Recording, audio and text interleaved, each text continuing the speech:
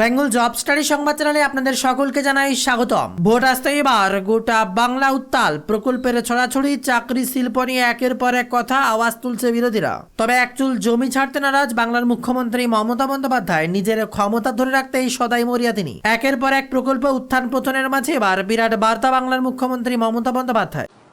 কারণ কদিন ধরে আমরা লক্ষ্য করছি, যেদিন থেকে এসআইআর শুরু হয়েছে, সকল টর্চার কমিশন, আমি ইলেকশন কমিশন বলতে রাজি নই এবং আমি ওনার নামই নিতে চাই না, সকল টর্চার কমিশন যারা তুগলকি কাণ্ড করছেন, হিটলারি অত্যাচার চালাচ্ছেন, তাদের কাছে আমার প্রশ্ন, ভোট দিয়ে জনগণ সরকার নির্বাচন করে না কোনো তুগলকি কমিশন তার নিজের ইচ্ছে মতো, তিনি একটা পলিটিক্যাল পার্টির মেম্বার বলে তিনি ভোটের আগেই ভোটটা করিয়ে দেন কারো পক্ষে? এমনিতে তো আপনারা জানেন হরিয়ানা নিয়ে অনেক কমপ্লেন ছিল, কমপ্লেনটা তো সত্য, বিহারেও ছিল, মহারাষ্ট্রেও ছিল, সব কিছু সত্য তো চাপা থাকে না, একদিন না একদিন বেরোয় এবং বেরোবেও। আমার কথা হচ্ছে, বিহারে যে ডকুমেন্টগুলো এসআইআর করতে গিয়ে অ্যালাউ হলো, বাংলায় কেন হবে না? Why Bengal is targeted? এটা হচ্ছে বিহারের ইলেকশন নোটিফিকেশন। দরকার আমি সৌম্যকে বলবো আপনারা একটা করে নিয়ে নিন। তাতে এলিজিবল ক্রাইটেরিয়া কী ছিল, প্লাস সৌম্য এটা আমাদের লয়ারদেরও একটা দিয়ে দেবে আর আমাকেও একটা দিয়ে দেবে কপি। দেখুন আমি সবগুলো বলছি কী কী ছিল। 11টা পয়েন্ট ছিল, আমাদের এখানে 13টা করেছে। এই পয়েন্টের মধ্যে একটা দুটো আপনাদের বলি। পাসপোর্ট তো সবার থাকে না। Any identity card, pension payment order issued by regular employee, pensioners, all state government, central government, PSUs সব ছিল। ব্যাঙ্ক, পোস্ট অফিস, এলআইসি এগুলো সব ছিল। Birth certificate issued by the competent authority. তো আমাদের এখানে ইনস্টিটিউশন ডেলিভারি হয় এখন, আগে তো হতো না। তাহলে আমাদের ওখানে দেখুন ফ্যামিলি রেজিস্টার যাতে ডেটগুলো থাকে, বাচ্চারা যখন জন্মায়, family register prepared by state or local authorities. যেমন বার্থ সার্টিফিকেট কর্পোরেশন দেয়, পঞ্চায়েত দেয়। তাহলে বিহারে যদি এটা অ্যালাউ হয়, তাহলে বাংলায় আপনারাই নোটিফিকেশন করে বললেন এগুলো গ্রহণ করা হবে। 14 তারিখ ছিল as per supreme court verdict যে হিয়ারিং হবে।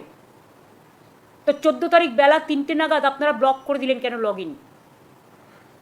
সেখানে বেশ কিছু লক্ষাধিক মানুষের নাম ছিল যাদের প্রসেস হয়ে গেছিল, জেনুইন ভোটার্স, কিন্তু তাদেরটা লগ ইন না করতে দিয়ে তাদেরটা ডিসপোজ করতে দেওয়া হলো না। নাম্বার 2, যে 58 লক্ষ ভোটার প্রথমে এআই করে ইলেকশন কমিশনের কথা বলছি না, তুগলকি কমিশনের একজন বিজেপি কন্যা, তিনি আইটি সেলের মাধ্যমে এআই করে বাদ দিয়ে দিলেন 58 লক্ষ ভোটারকে, যাদের মধ্যে অনেক জেনুইন ভোটার আছে। সেই চ্যাপ্টারটা কোথায় গেল? আজ পর্যন্ত আপনারা দেখতে পেয়েছেন কোন ভোটার অ্যাকসেপ্টেড হয়েছে, কোন ভোটার অ্যাকসেপ্টেড হয়নি? ফাইনাল লিস্টগুলো দেখবেন হয়তো অনেকেরই নাম নেই, কারণ এটা পুরো 2 নম্বরই চলছে। আর চচ্চড়ি খেলার চচ্চড়ি চলছে বাংলায়। বিহারে দেখুন permanent residence certificate issued by competent state authorities are allowed. তাহলে বেঙ্গলে কেন নয়?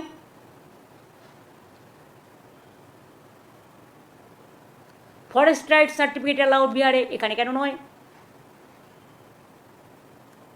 Any land house allotment certificate by government, তাহলে এখানে কেন বলছে? 14 তারিখে যেটা হয়ে গেল, 14 তারিখে যদি কেউ মারা যায়, 16 তারিখে যদি ডাক্তার তাকে দেখতে আসে, কি দেখবে? কি দেখবে? জীবন্ত মানুষ দেখবে না জ্বলন্ত চিতা দেখবে? কোনটা?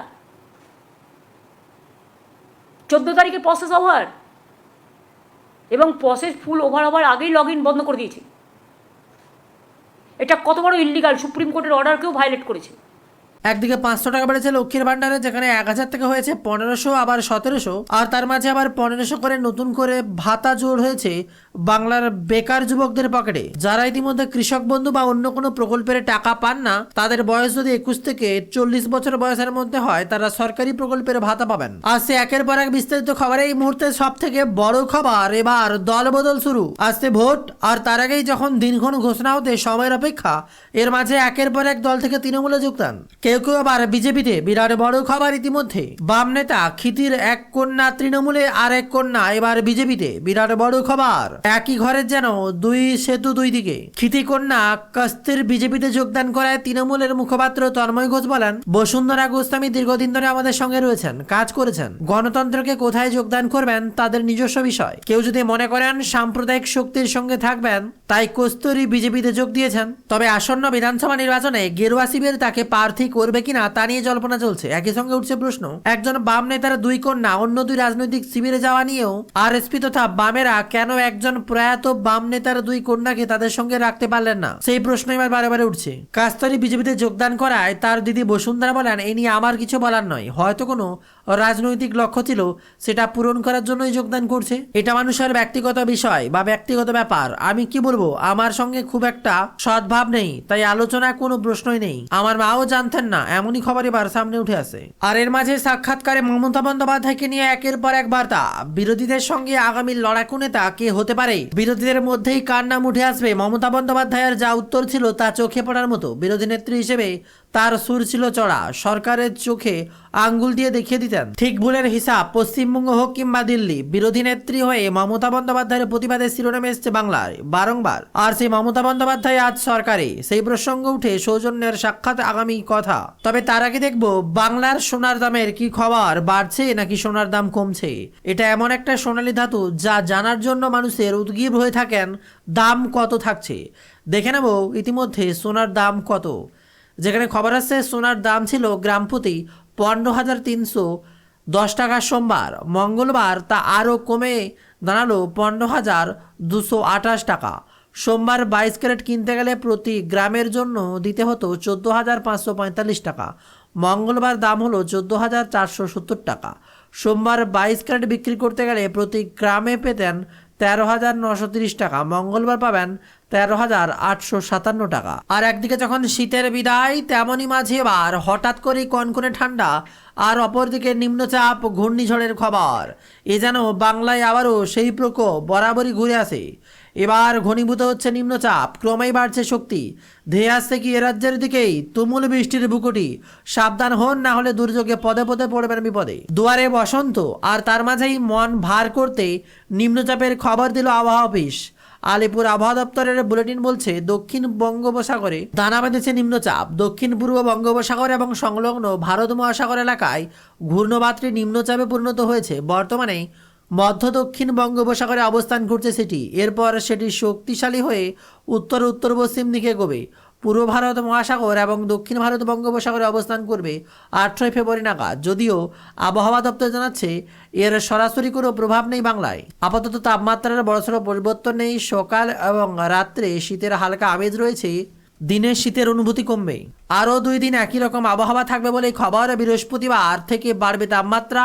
সপ্তাহের শেষের দিকে সর্বনিম্ন তাপমাত্রা আরও 2 থেকে 3 ডিগ্রি সেলসিয়াস বাড়তে পারে বলেই আবহাওয়া দপ্তর জানিয়েছে। দিনের বেলায় শীত কার্যত উঠাও। তবে আপনাদের এলাকায় কেমন আবহাওয়া রয়েছে কমেন্ট করে জানাবেন। আর অপরদিকে বিরাট বড় খবর সামনে উঠে আসছে, মোদী সাক্ষাতে চূড়ান্ত হবে 3.60 লক্ষ কোটির রাফালে চুক্তি। ভারতকে সস্ত্রীক এবার ফরাসি প্রেসিডেন্ট ম্যাক্রো। 3 দিনের সফরে সস্ত্রীক ভারতে এলেন ফ্রান্সের প্রেসিডেন্ট ইমানুয়েল ম্যাক্রো। সোমবার গভীর রাতে মুম্বাইয়ে অবতরণ করে তার বিমান মঙ্গলবার প্রধানমন্ত্রী নরেন্দ্র মোদীর সঙ্গে বৈঠকে কথা রয়েছে ফ্রান্স প্রেসিডেন্টের। জানা যাচ্ছে এই বৈঠকে চূড়ান্ত হতে চলেছে দীর্ঘ প্রতীক্ষায় 3.60 লক্ষ কোটির রাফাল যুদ্ধ বিমান, যার মধ্যে ফ্রান্স থেকে 114টি নতুন রাফালে যুদ্ধ বিমান কিনবে ভারত। পাশাপাশি এই 3 দিনের সফরে ভারতে একগুচ্ছ কর্মসূচি রয়েছে ফ্রান্স প্রেসিডেন্টের। জানা গিয়েছে সোমবার রাতেই মুম্বাই বিমানবন্দরে ফ্রান্সের প্রেসিডেন্টকে স্বাগত জানান মুম্বাইয়ের রাজ্যপাল আচার্য দেবব্রত এবং মহারাষ্ট্রের মুখ্যমন্ত্রী দেবেন্দ্র ফডণবীস। সরকারি সূত্রে জানা গিয়েছে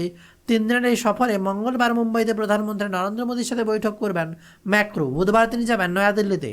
আর দিকে আবার বিধানসভা ভোটে প্রার্থী খুঁজছে তৃণমূল। জানাজানি হতে এবার ভুরি ভুরি আবেদন তৃণমূল কংগ্রেস ভবনে। বায়োডাটা নিতে বসলো এবার ড্রপ বক্স।